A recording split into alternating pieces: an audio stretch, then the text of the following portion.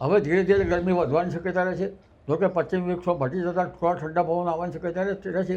આમ છતાં હવે ગરમી વધવાની શક્યતા રહેશે અને લગભગ ઉત્તર ગુજરાતના ભાગોમાં ગરમી પડી શકે.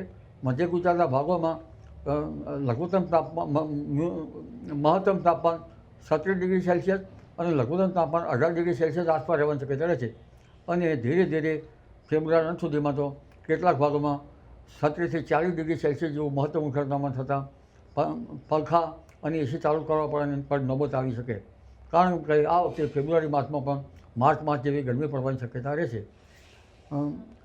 આ ઉપરાંત જે હવામાનમાં પલટો આવવાની શક્યતા લગભગ બંગાળ ઉપસાગરની સિસ્ટમના કારણે અને અરબ સાગરના ભેજના કારણે રહેવાની શક્યતા રહેશે.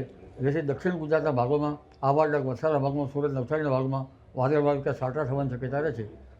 આ ઉપરાંત ગુજરાતના અન્ય ભાગોમાં પણ હવામાનમાં પલટો આવી શકે. ઉત્તર ગુજરાતના ભાગોમાં હવામાનમાં પલટો આવી શકે. પાલનપુર ને બનાસકાંઠા અને પંચમહાલના ભાગોમાં પણ હવામાનમાં પલટો આવી શકે. અત્યારે જીરા જેવા પાકોની હજુ ઊભા છે ત્યાં સૌરાષ્ટ્રમાં હવામાનમાં ભેજ આવતા ચરબી જેવો રોગ આવી ગયો હોય તેવા વાવડ છે. તો વિષમ હવામાનની વિપરીત અસરના કારણે ખેડૂત ભાઈઓએ પાક સંરક્ષણના પગલાં લેવા સારા રહે. ગરમીના કારણે ઘઉંમાં પણ દાણો ચીપાઈ જવાની શક્યતા રહેતી હોય છે.